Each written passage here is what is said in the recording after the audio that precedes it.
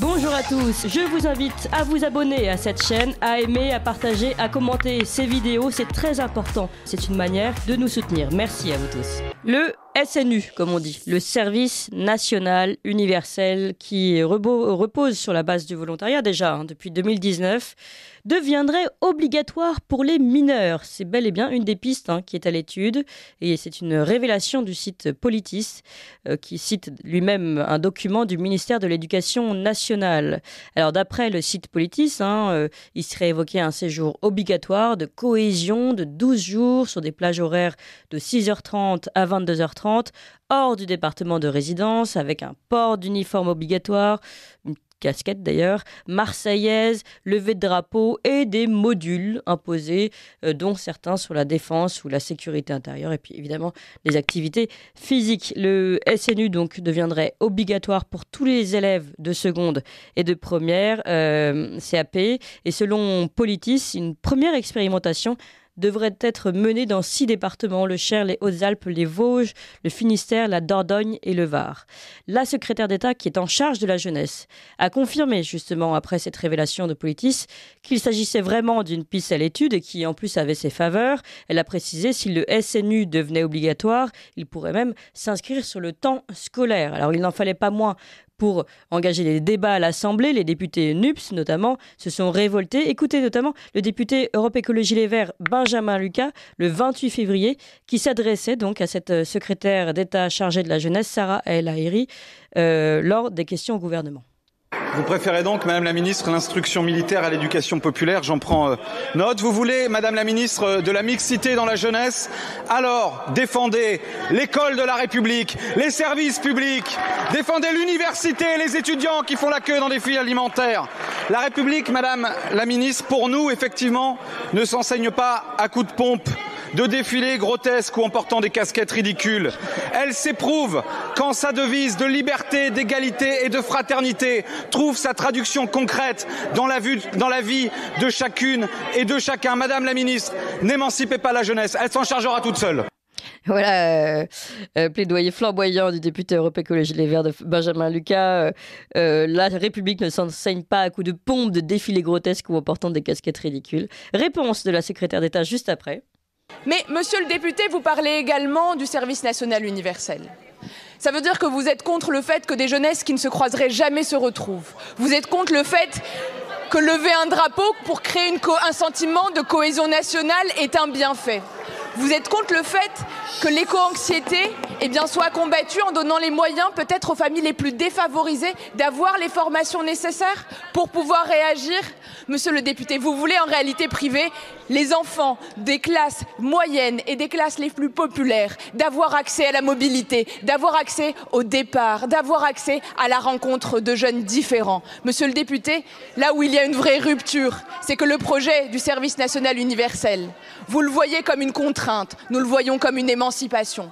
Nous le construisons avec l'éducation populaire, avec l'école, avec les corps en uniforme. Parce que oui, l'engagement est un parcours. Demain, ce sera un service civique. Demain, ce sera une réserve. Ils rejoindront peut-être les gendarmeries, peut-être la protection civile, peut-être les volontaires sapeurs-pompiers dont nous avons besoin pour combattre les feux, pour combattre également les effets de la transition environnementale.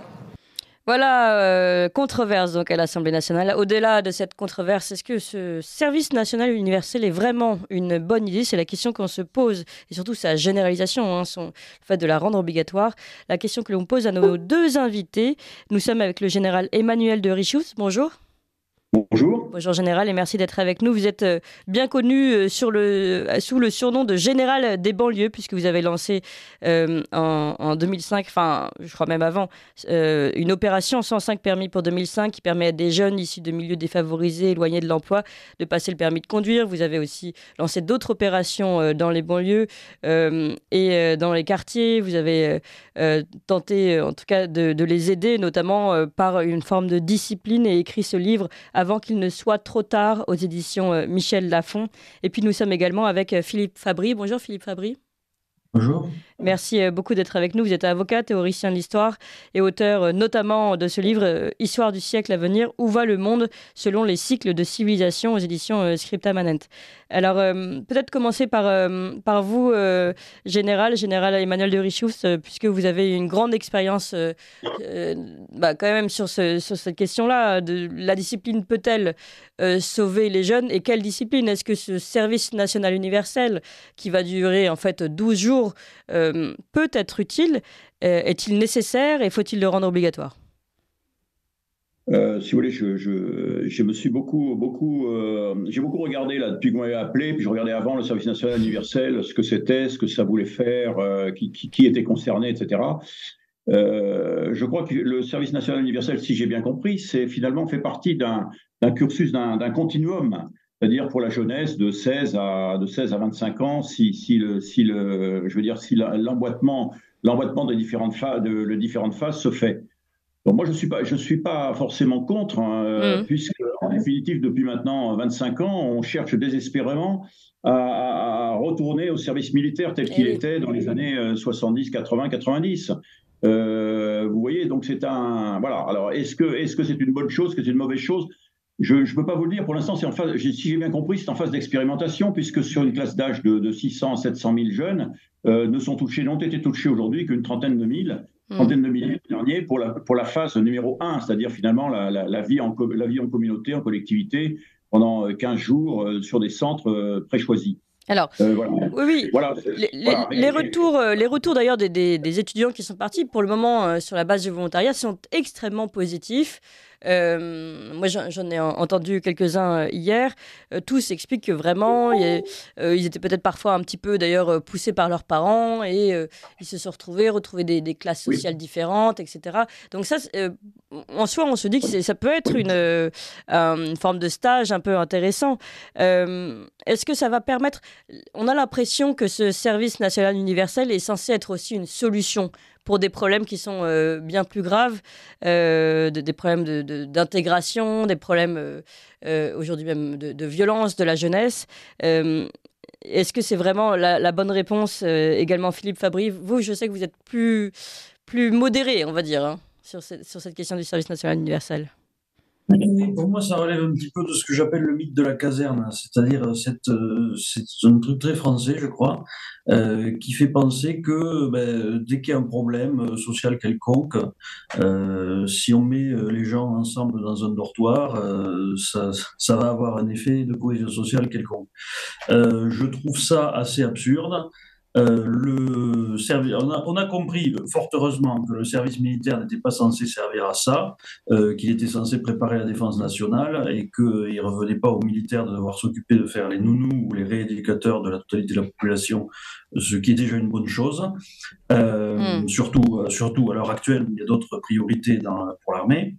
Oui, moi, mon souci, c'est que ça ressemble vraiment à la tentative d'emplâtre sur une jambe de bois d'un gouvernement en faillite qui ne parvient pas à avoir de bons résultats économiques, puisque le meilleur moyen d'intégrer la jeunesse, d'abord, c'est de lui permettre rapidement de trouver un travail et de faire des formations utiles. Et pour moi, véritablement, l'idée de base, si vous voulez, du SNU telle qu'elle a été créée jusque-là, c'était une idée qui reposait sur le volontariat. À partir de là, pas de problème. Ça permettait effectivement d'ouvrir une porte et de donner un accès à des gens qui voulaient expérimenter peut-être d'autres formes de vie, en particulier s'ils avaient manqué de cadre, etc. Donc, dans ce sens-là, c'était une bonne chose. Maintenant, le fait de vouloir à tout prix prendre toute la jeunesse pour l'entasser, pour essayer de remédier à des décennies de délitement justement de la cohésion sociale, de prétendre que ça permettra de donner un sens de la discipline à des gens pour lesquels on a justement laissé s'étioler complètement la discipline à l'école en particulier.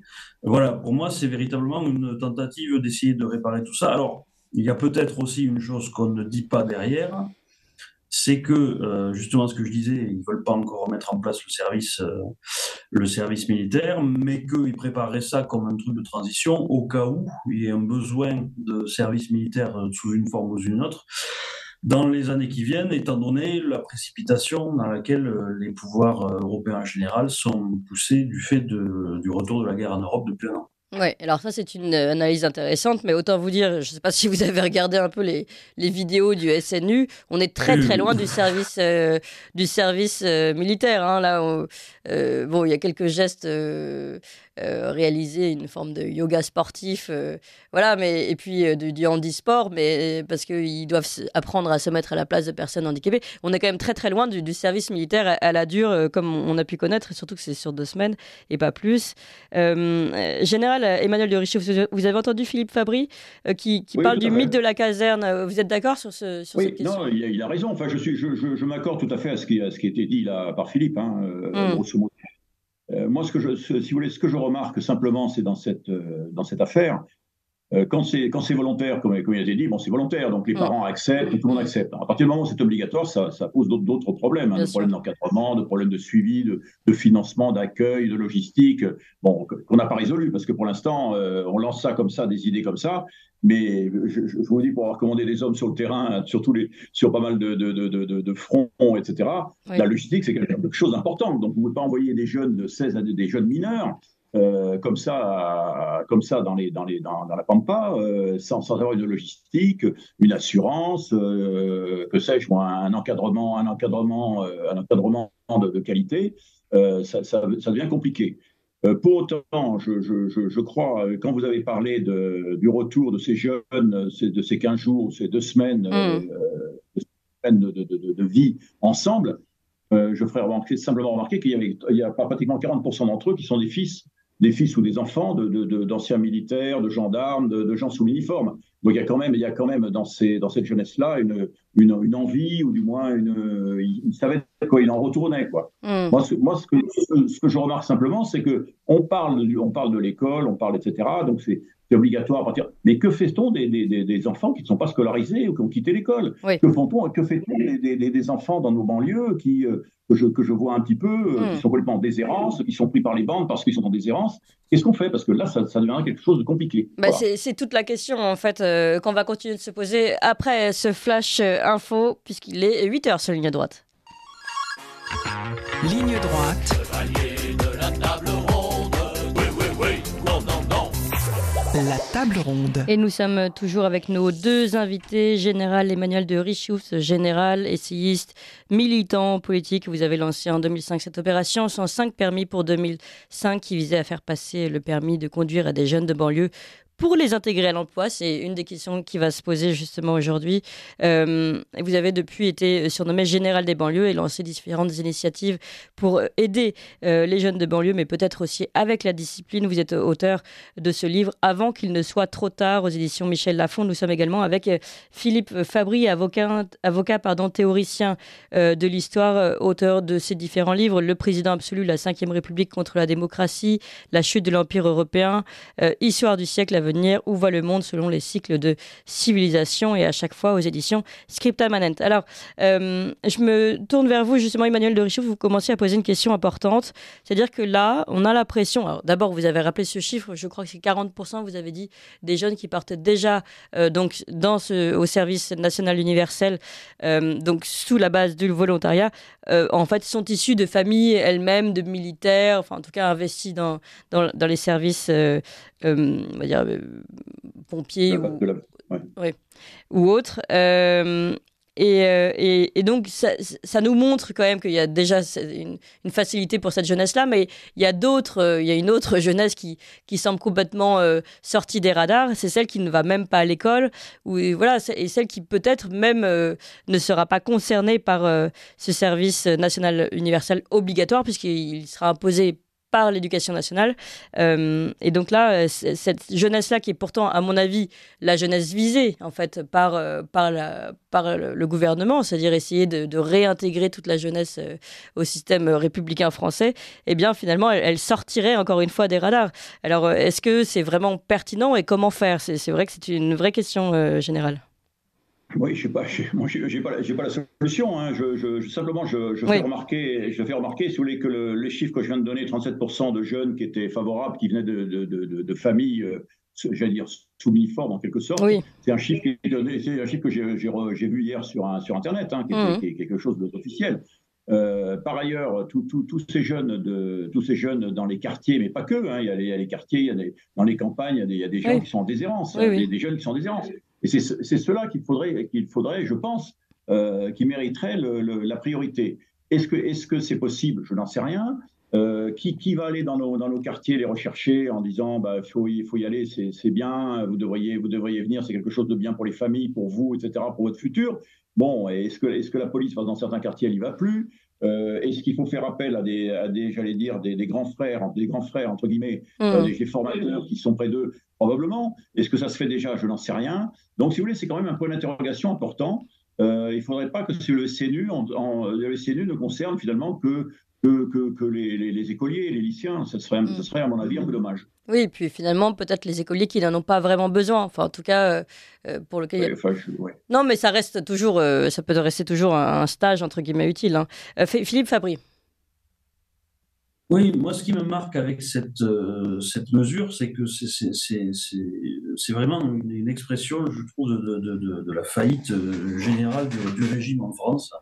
Et de tout, je veux dire, c'est pas un hasard si ça sort en même temps que la réforme des retraites, qui est une réforme à l'occasion de laquelle, en fait, on dit en grande partie à la population la plus jeune, vous travaillerez plus longtemps pour payer les retraites des retraités actuels, dont on a revalorisé les retraites à la fin de l'année dernière, alors que, pour lutter contre l'inflation, alors que les salaires ne sont pas revalorisés. Et maintenant, on explique aussi à la jeunesse et à la prime jeunesse, sur l'intégration, on n'a pas réussi à faire du bon travail depuis 40 ans, donc en fait, c'est vous qui allez le faire entre vous, en vous mélangeant tous. Hein, pour moi, c'est assez clairement ça le sujet. Parce que, effectivement, l'idée, en fait, c'est ça. On continue d'avoir des pratiques qui disloque le corps social, une immigration contre laquelle on ne fait rien après que ça a été un des grands sujets de la présidentielle, alors qu'on voit quand même des pays comme la Tunisie arrivent à travailler là-dessus. Donc on continue comme ça et on dit pour créer de la cohésion sociale, on va prendre les jeunes, on va les sortir de leur département, les déporter à l'intérieur du pays pour les amener et les mélanger entre classes, dit-on. Donc pour moi, c'est véritablement ça, c'est comme la politique d'endettement qu'on a depuis un moment, c'est-à-dire on fait systématiquement peser la résolution des problèmes sur les générations futures en leur imposant des obligations. Parce qu'on n'arrive pas à traiter les problèmes actuellement. Je le redis, le meilleur moyen d'intégrer une jeunesse, c'est qu'elle soit bien formée et qu'il y ait une économie capable de l'absorber derrière. Et c'est pas du tout le fait d'avoir mis les gens pendant 12 jours ensemble qui fera baisser les tensions sociales qu'on connaît, puisque, il faut le rappeler, Gérard Collomb, après être parti, au moment où il a quitté le ministère de l'Intérieur, il a dit on vit de plus en plus côte à côte, bientôt on vivra face à face. Ouais. Je pense que c'est ce genre d'idée, hein, quand si on parle de cohésion sociale, c'est qu'on se rend bien compte qu'il n'y en a plus. Hein. Si on explique tout d'un coup qu'il faut ramasser la jeunesse comme ça pour lui faire des activités pour essayer de lui donner une cohésion sociale, c'est bien que cette cohésion sociale, c'est délité.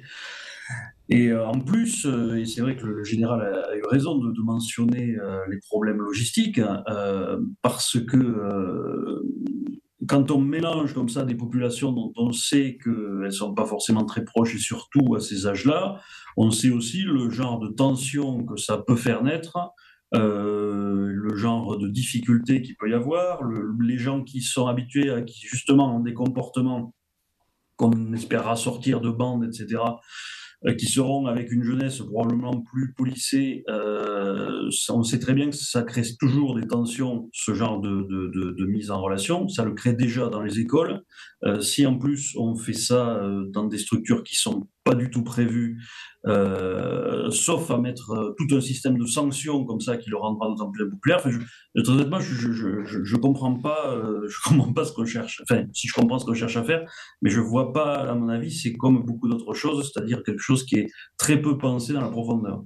Alors, il y a un paradoxe que vous soulevez finalement, Philippe Fabry, c'est que on donne ces symboles finalement de la République et puis de l'autorité, d'un cadre, d'une discipline. On va se lever tôt, 6h30, lever de drapeau, chanter la Marseillaise, uniforme, on se tient droit, etc. Et je pense que cette autorité, justement, les jeunes en ont besoin. Vous dites, c'est pas aux jeunes de porter finalement les 40 ans d'échec, mais bon, pourquoi pas s'occuper déjà de cette jeunesse qui est devant nos yeux. Sauf que ce qui est intéressant, c'est que alors que tous les cadres disparaissent, ceux de la famille, mais également ceux de l'école, l'autorité du professeur, enfin voilà, tous les cadres disparaissent et d'un seul coup, on vient nous proposer ce service de 2 semaines censé d'un seul coup remettre les jeunes dans le cadre. Je trouve que c'est assez intéressant cette vision des choses, finalement de s'attaquer comme ça à une mission un peu ponctuelle au lieu de reprendre tout depuis le départ. Et je pense que là-dessus, Général Emmanuel de Richet, vous serez d'accord avec moi. Il y a peut-être aussi beaucoup de choses à faire déjà au niveau de l'école, bon, au niveau même des cellules familiales, au niveau... il y a beaucoup de cadres qui ont été... beaucoup de murs qui se sont effondrés depuis longtemps déjà. Oui, non, vous avez tout à fait raison. Simplement, si vous voulez, le service national, on parle des 15 jours, les 2 semaines là, concernant les jeunes, ce collectif, etc. En fait, je remarque simplement que ça normalement le travail de l'école, c'est-à-dire que l'éducation nationale, c'est son boulot. Donc, ce qui veut dire, et je vais être cru, c'est que l'éducation nationale ne fait pas son travail. Donc, ne faisant pas son travail, on a cherché une voie autre pour permettre à des jeunes de retrouver finalement ce qui leur manque, c'est-à-dire finalement une attache charnelle à la patrie ou à la nation, ou à ce que vous voulez. Mais bon, bref. Et donc, on fait un mix entre des formations fournies par l'éducation nationale, par l'armée, par les troisièmes qui sont les travailleurs sociaux, enfin les travailleurs sociaux. Donc on essaie de faire un triumvirat pour former ces jeunes-là. Mais en définitive, on peut se dire, mais bon sang, mais qu'est-ce que depuis la maternelle jusqu'à 15-16 ans, vous l'aurez pas appris la Marseillaise, qu'est-ce que vous faites là, voilà. Bon, ça, une fois que j'ai dit ça, je vous dirais que j'enfonce des portes ouvertes. Moi, ce que je trouve dans toutes ces affaires-là, et comme l'a dit Philippe, là, moi, si vous voulez, une fois la jeunesse, les retraités, le travail, les industries, tout, il n'y a pas de vision. C'est-à-dire que nos politiques n'ont pas de vision. Moi, qui étais enfant en culotte courte quand il y avait le général de Gaulle, je peux vous dire, quand le général de Gaulle, le président de la République, de la Ve République, parlait, il avait une vision pour le pays. Et donc, tout s'enclenchait. C'est-à-dire que quand vous avez une vision politique stratégique sur les 15-20 ans qui viennent, en évoquant les problèmes et en disant voilà ce que je pense pour le mieux pour nous, pour la France, eh bien tout s'enclenche, vous voyez. Alors que là, on a des pichenettes de temps en temps, on dit tiens, on va faire le SNU, tiens, on va faire je sais pas quoi moi, et tout le monde dit mais non, c'est pas possible, qu'est-ce que c'est ce truc? Mais je trouve qu'il n'y a pas de vision. Donc n'ayant pas de vision, c'est un peu le brouillon derrière, et les gens essaient de faire au mieux. Mais quand on fait au mieux, on ne fait pas bien. Vous voyez ce que je veux dire? On ne fait pas très bien. Mais Général, vous qui avez... Ouais. Allez-y, oui, je vous en prie. Non, mais vous qui avez justement cette expérience et militaire et dans les banlieues, quelles sont vos conclusions finalement? Est-ce que, disons que l'objectif de ce gouvernement, de se dire on va réussir à réintégrer l'ensemble de la jeunesse dans un mouvement général, plus républicain, cadré, etc., est-ce que c'est faisable et comment dans ce cas-là? Alors, oui, c'est faisable, mais toujours pareil, c'est faisable, mais c'est du boulot. Enfin, je veux dire que quand vous allez vous parler à des jeunes, des lycées, collèges, etc., c'est simple. Ils sont acquis. Je veux dire, ils sont acquis peu ou prou. Quand vous allez dans nos quartiers, comme je l'ai encore fait il y a 3 semaines. Oui, mais justement, racontez-nous un peu. Oui. Non, voilà, mais les gens se sentent abandonnés, donc ils disent mon général, tu viens avec nous, tu peux nous sauver. Mais moi, je fais rien, mon général. Moi, personne ne m'a appelé au gouvernement pour faire quelque chose. Mais je pense qu'il y a les gens sont en attente.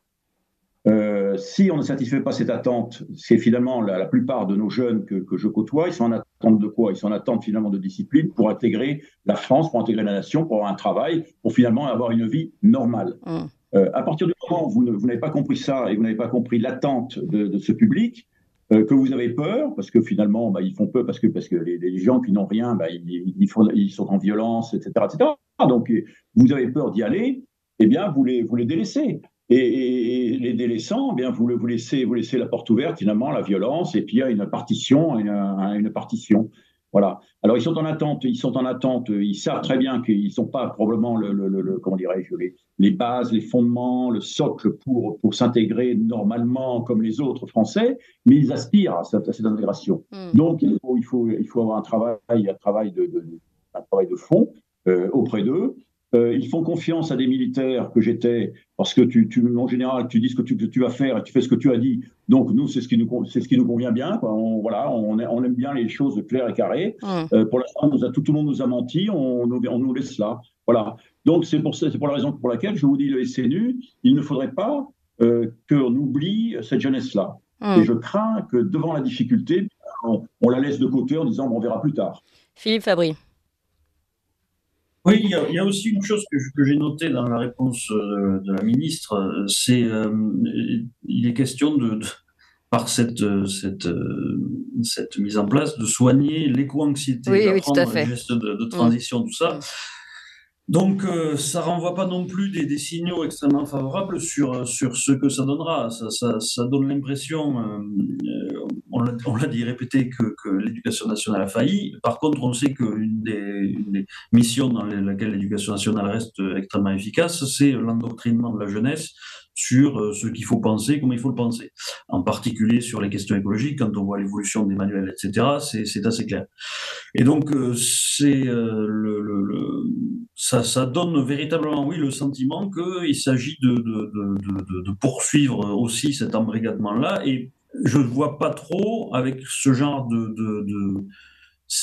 là, quand même, l'éco-anxiété, c'est quand même essentiellement une préoccupation un peu de bobo. Hein. Donc, quand on pense à cette jeunesse, à l'autre jeunesse, peut-être dont on estime qu'elle aurait besoin de cadres et de choses que l'école aurait pu donner et que des formations plus efficaces auraient pu donner, à mon avis, c'est pas en lui parlant d'éco-anxiété et de transition écologique qu'on va réussir à la mobiliser. Et il y a quand même aussi effectivement ce problème. Hein. On parlait de manque de vision, c'est que la vision qui est donnée par le pouvoir est essentiellement une vision très pessimiste.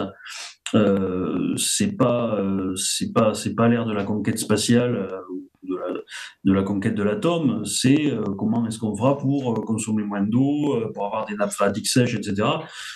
Voilà, j'ai l'impression que tout ça va faire que déjà cette manœuvre qui me paraissait mal engagée et peu utile pour ce qu'on va en faire, si en plus elle est trempée dans le gloubi-boulga idéologique qui nous a été vendu par la ministre, à mon avis, ça sera juste un autre désastre de ce gouvernement. On ne peut pas évacuer non plus l'idée que cette décision, qui est quand même assez polémique tout en étant très peu avancée malgré tout, puisqu'il s'agit de commencer à tester, soit peut-être aussi une tentative de contre-feu médiatique au milieu de la réforme des retraites, pour essayer d'exciter, parce que la méthode du chiffon rouge a été très pratiquée en politique, mais particulièrement depuis quelques années. Non, mais ça, c'est sûr, ne soyons pas dupes, il y a sûrement des stratégies politiques. Pourquoi ça sort maintenant ? D'autant plus que ça donne, malgré tout, un côté un petit peu, une autorité forte, une image d'autorité forte au gouvernement. Donc tout cela n'arrive pas par hasard. Vous avez bien raison de le rappeler, Philippe Fabry. Et bien raison de rappeler également que donc sous ces airs, encore une fois, qui peuvent effrayer d'ailleurs, mais j'ai vu que d'ailleurs le Rassemblement national est aussi opposé, enfin j'ai vu un message de Philippe Ollivier notamment, le conseiller de Marine Le Pen, opposé à ce service national universel, sous ces airs de camp, on va dire un peu militaire, autoritaire, discipline, républicaine, on a en effet les apparats, le drapeau, l'uniforme, mais le fond, comme vous le dites, lui-même pose question. Y a-t-il un fond qui apporte vraiment une cohésion, une histoire de la France, une volonté de travailler ensemble pour l'avenir, ou seulement des modules pour la transition écologique? C'est vrai que ça aussi, ça pose une question. C'est-à-dire que si on refait les mêmes erreurs qu'on a pu faire dans l'école, c'est-à-dire finalement laisser s'effondrer peu à peu le fond, la cohésion et l'histoire commune, ça risque pas du tout de faire avancer la chose. Il y a encore une question importante que je voudrais qu'on aborde, même très importante, un peu abordée par Général Emmanuel de Richouf, concernant la logistique. Mais en fait, derrière la logistique, il y a évidemment la question des fonds. Question financière qui est très importante, puisque je ne l'ai pas là sous les yeux, mais il me semble que c'était 4 000 euros par jeune pour 2 semaines, enfin des sommes colossales. On va essayer de vérifier ça d'ici la fin de ce débat. En tout cas, ça pose de grandes questions de fond, puisqu'il faut beaucoup de cadres. Voilà. Et en fait, qui va payer? Quelle enveloppe va être sucrée, entre guillemets, pour pouvoir financer ces stages? Sachant que, et dans l'éducation nationale, et du côté de la défense, on a déjà des grandes questions de budget. Donc, ça pose aussi cette question importante, Général Emmanuel de Richelieu. Oui, alors j'ai regardé un petit peu de près l'affaire là hier, puis j'ai téléphoné à quelques amis que je connais. Si vous prenez une classe, on va prendre une classe d'âge, mettons le SNU fonctionne à plein pot, 600 000 jeunes. Il faut un cadre pour 6, c'est-à-dire il faut 100 000 cadres, donc 3 fois par an, parce que j'ai vu que les périodes c'était avril, enfin c'était les vacances d'avril, l'été, un peu l'été, donc c'était réparti sur trois sessions. Donc 100 000 cadres, c'est-à-dire par des cadres, vous entendez l'éducation nationale, l'éducation populaire et les armées, ça fait 30 000 cadres dans chacune des structures. Alors déjà, c'est 30 000 cadres, il faut les trouver. Enfin, je ne sais pas, moi, je vous le dis, il faut les trouver. Ensuite, c'est l'hébergement, la nourriture, le transport, l'uniforme, le vestimentaire avec la fameuse casquette ridicule, comme dit la NUPES. Mais tout ça, les chiffres ne sont pas très clairs. On parle de 1 milliard à 5 milliards. Je veux dire, alors c'est par an, c'est par session, on ne sait pas trop si c'est pour 600 000, pour 300 000. Bon, ce que je sais, c'est que ce que j'ai pu comprendre, c'est que les lieux d'hébergement seraient fournis sur des sites qui existent déjà, des sites qui sont dans l'éducation nationale, l'éducation populaire, etc. Mais là, pour l'instant, j'ai vu qu'un hébergement pour 300 000 personnes. Donc, il en manque. Ensuite, il y a l'affaire de la nourriture. Donc, la nourriture faite comment? C'est faite on s'appuie sur des choses existantes, c'est-à-dire fournies par des écoles, des écoles ou des entreprises, si les sites sont ouverts au moment voulu. Et puis par des privés qui apportent des plateaux repas. Mais tout ça, c'est bien parce que c'est des privés. Voilà, donc pour l'instant, c'est le flou. C'est quand même assez flou. Et comme vous le disiez vous-même tout à l'instant, qui va payer? Alors les armées disent, je pense que les armées disent comme d'habitude, on va nous taxer. On a l'habitude parce que dès que ça va mal, c'est les armées qui sont taxées. Ceci étant, les armées, elles ont d'autres chats à fouetter en ce moment, surtout avec le réarmement indispensable qui a lieu d'être si on veut. Voilà, si on veut être encore une nation défendable dans les années qui viennent. Et oui, tout à fait. C'est pas la solution, mais je pense qu'on n'a pas. C'est quelque chose. La logistique, c'est quelque chose d'extrêmement important. Donc, mettre ça de côté en disant on verra plus tard, c'est pas la bonne solution. Oui, tout à fait. Et d'autant plus que, comme vous le disiez, puis vous vous rappeliez tout à l'heure, Philippe Fabry, on est dans un contexte de tensions géopolitiques graves. Alors, soit c'est une idée de préparation générale à un véritable service militaire, soit, en tout cas, il y a peut-être une question de priorité dans les budgets qui risque d'être réglée assez vite, puisque, évidemment, il faudrait peut-être qu'on pense d'abord au budget de la défense avant celui de ce service national universel, Philippe Fabry. Oui, tout à fait. Je pense que c'est le cas. Et encore une fois, ça pourrait être effectivement une forme de couverture de première étape pour justifier la mise en place de structures logistiques à plus long terme, à passer le bricolage qui a été évoqué par le général à l'instant. Et moi, je voudrais simplement souligner justement une dernière chose, c'est que une fois de plus, on voit que communie dans l'opposition à ce projet du gouvernement la NUPES et le Rassemblement national. C'est-à-dire que, au fond, cette mesure est perçue comme la tentative une autre tentative d'essayer de sauver le régime tel qu'il est, en justifiant et en faisant une cohésion nationale autour de ce qui est l'idéologie du pouvoir, je l'ai dit tout à l'heure. Et c'est vrai que on a l'impression que ça fait un peu cher les jeunesses macroniennes. Les jeunesses macroniennes. J'ai le chiffre d'ailleurs, 4 200 € par jeune pour un service national universel. Donc c'est vrai que c'est un sacré... Pour 12 jours, c'est très cher. Oui. On peut faire de beaux voyages études avec ça. Oui, alors je ne sais pas si c'est pour les 12 jours ou pour l'ensemble du service sur une année, mais bon, de toute façon, ça reste très très cher. Une dernière réaction peut-être à ce sujet, Général Emmanuel de Richelieu, vous qui connaissez un peu.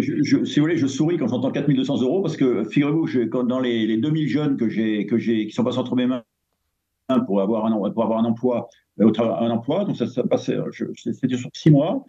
Donc une fois qu'on avait rémunéré les formateurs, le permis de conduire qui est très important, qui coûte quand même 1500 €, on le fait passer 3 fois le SCOT, 2 fois la conduite, l'encadrement militaire pour une semaine, l'encadrement sportif, les déplacements, etc.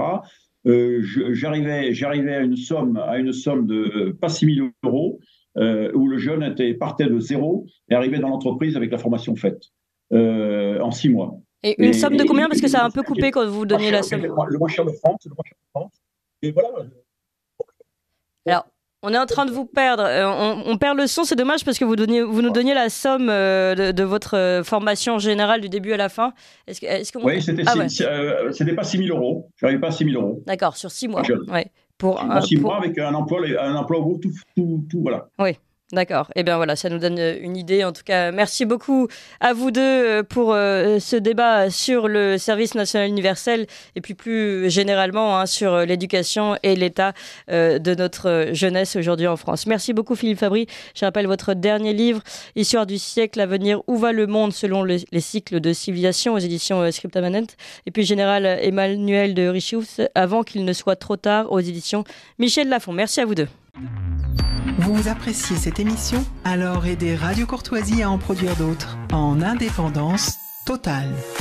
Rendez-vous sur soutenir.radiocourtoisie.fr. Merci d'avance.